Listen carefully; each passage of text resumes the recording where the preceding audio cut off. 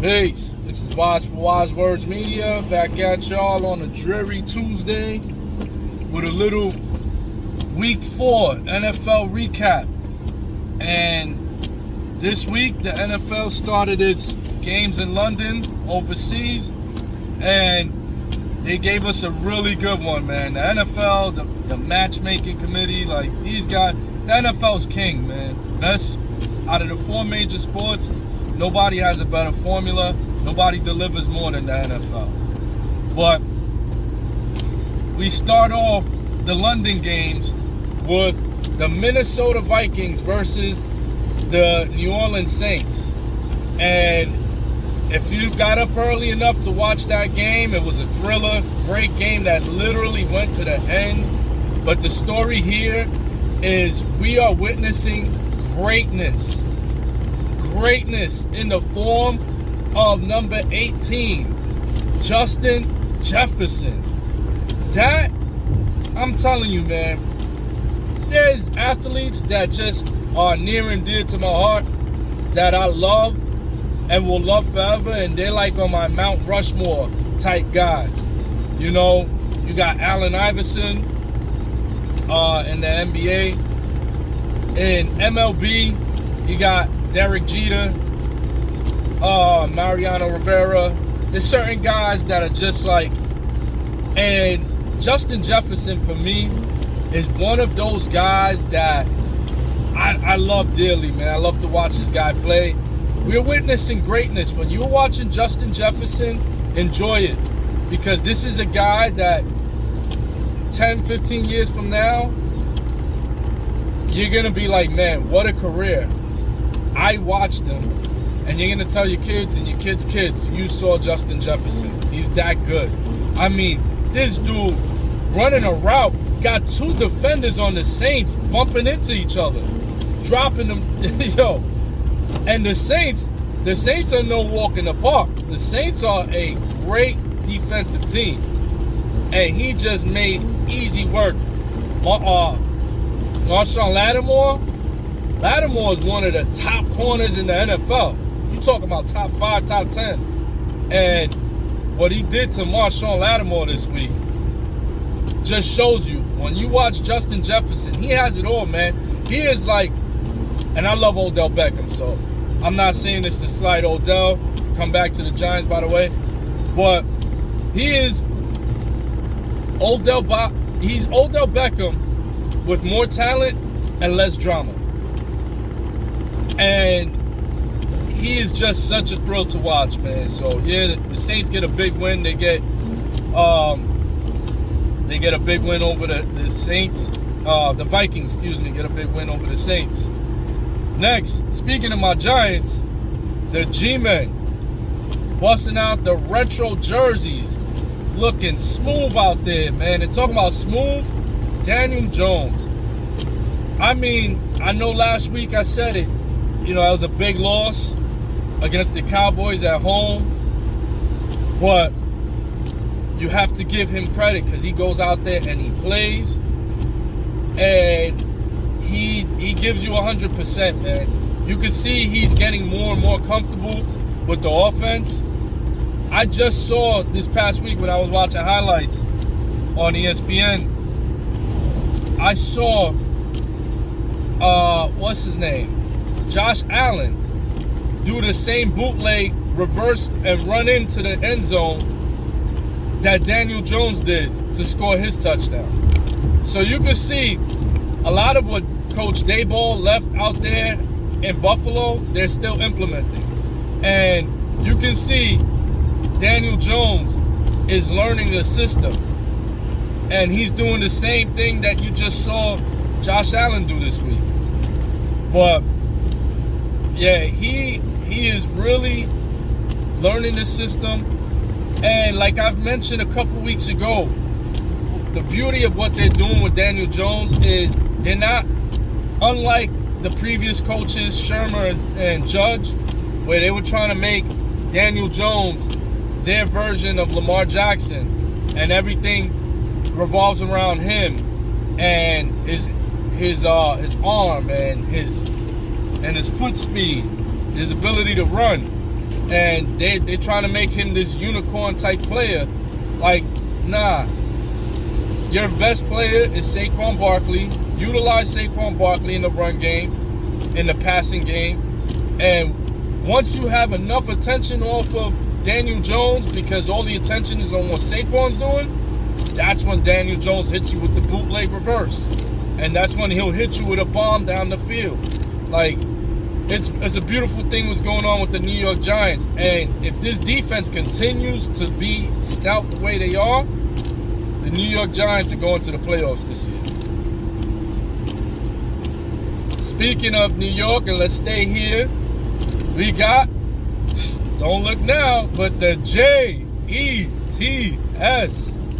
The Jets win again, and they welcome back their second-year quarterback, Zach Wilson, who had himself, he had a decent game. You know, he had some bumps in the road. You know, had an interception, and you know there was some choices that were made that were not that good.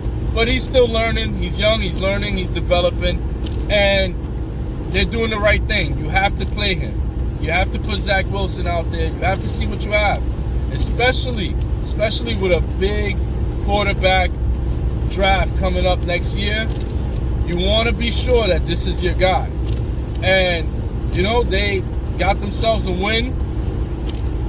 And the Jets are back on the win column. Yeah, looking good. They got a lot of good young talent, man. Between Garrett Wilson and Breece Hall, the running back.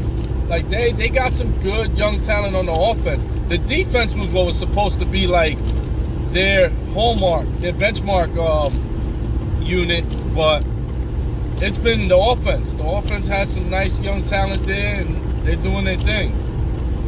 On the subject of young talent, although they lost this week, watch out. The Jacksonville Jaguars are coming. Jacksonville is on their way. You have Trevor Lawrence. They already have their quarterback of the future.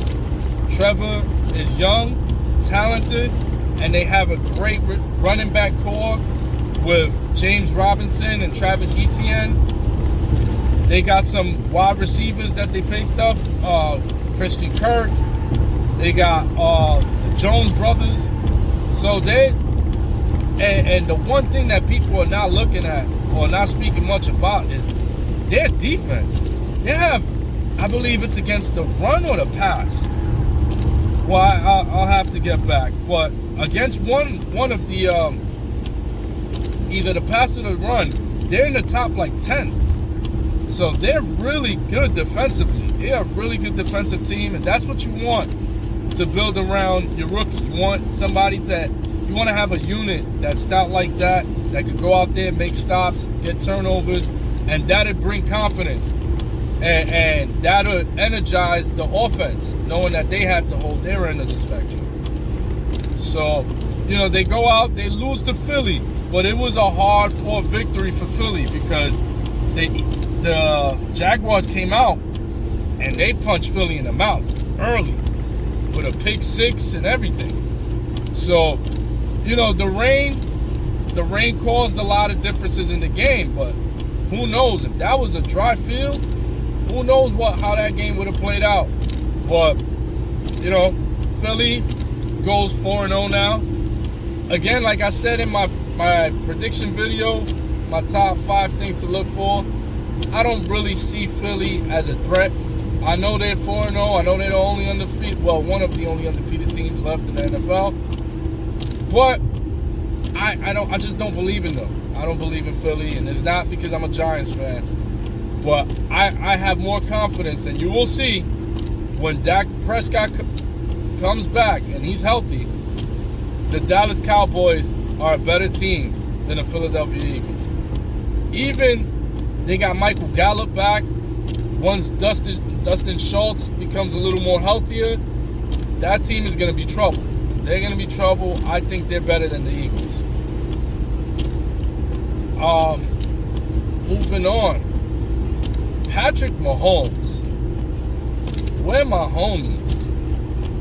Yo, Patrick Mahomes is the Magic Johnson of football. We've never seen anything like this guy. His ability to pass, the types of passes, his ability to weave himself out of trouble.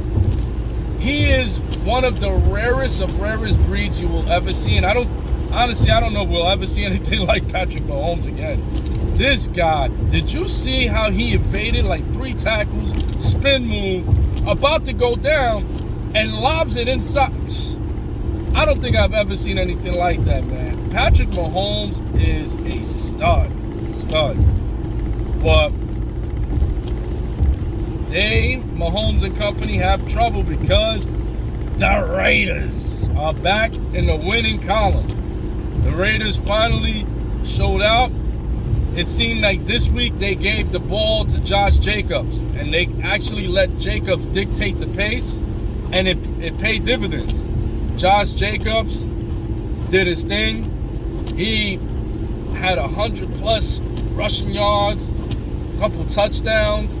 He did really good, and if they continue to run the offense through him, that can free up a lot of those passing targets that they have, and they have some great passing targets, some of the best in the game, including Devontae Adams, Darren Waller, aka Darren Waller, and you have Hunter Renfrow. So the Raiders are back on the winning streak. And last night, before we even go last night, a big game. We got to go into the big game between Buffalo and Baltimore. Baltimore is having trouble closing games. This is, yet again, they have a 17-point lead. And they let their foot off the gas. And they lose yet another game where they were up comfortably. And they were up multiple possessions, and yet they lose the game. And you got to be a little concerned, because that is not winning football. Winning football is 60 minutes of football. You apply that same pressure. You play smart. You run the ball. You milk the clock. 60 minutes of applied pressure. You cannot play 45 minutes and think you're going to win a game, or win a division, or win a playoff series, or make it to a Super Bowl. You just can't that way. So something's gotta give. You know, coaching staff gotta get in these players' heads. They gotta let them know, man, you cannot go out there and play less than 60 minutes, because it will cost you. And they're doing it. They've done it twice already, giving up big leads in a game where they comfortably were leading, but it's that they get a little too comfortable and they let the ball go. But I still think Lamar and the Ravens are better than Buffalo, and they were showing it. They just didn't prove it. They were showing it for the most part of that game. And last night we end off week 4 with the man who owns the Los Angeles Rams, Jimmy Garoppolo. Jimmy G, when are y'all gonna start putting some respect on Jimmy G name, man? When are y'all gonna start putting some respect on that man's name? Jimmy G, you know who Jimmy G is? Jimmy G is this generation's Joe Flacco. Joe Flacco for years, man, before the Ravens went on that run and won the championship for years. Even I got my brother and his family live out there in Maryland. They can attest to it. For years I've been telling them, and I've been telling people that Joe Flacco is elite. He's one of the best quarterbacks in the league. He's elite. He can win a Super Bowl, because they were thinking about getting rid of him. I'm like, nah, the Ravens need to hold on to him. That man can do it, man. And sure enough, he went into one of those zones where he was just focused for those 4 games in the playoffs. Focused. And that focus brought the Ravens a championship. He needs... Jimmy Garoppolo is that guy, man. He is that guy, that one. He has that focus factor. He already brought the Niners to a Super Bowl. And yet he still gets disrespected. Jimmy Garoppolo could quarterback for my New York Giants any day of the week. In fact, come over to New York, Jimmy G. If they don't like you in the West Coast, New Jersey, New York will gladly embrace you. Give me Jimmy Garoppolo, man. Jimmy Garoppolo needs to go to a place that is going to appreciate him, give him the weapons, and watch Jimmy go to work. Garoppolo, I think, is like 7-0 against the Rams. He just owns that team. Yeah, Jimmy G, come to New York, my man, and wear that big blue and rep the Giants, man. I'm Wise for Wise Words Media. See y'all for week 5. Peace.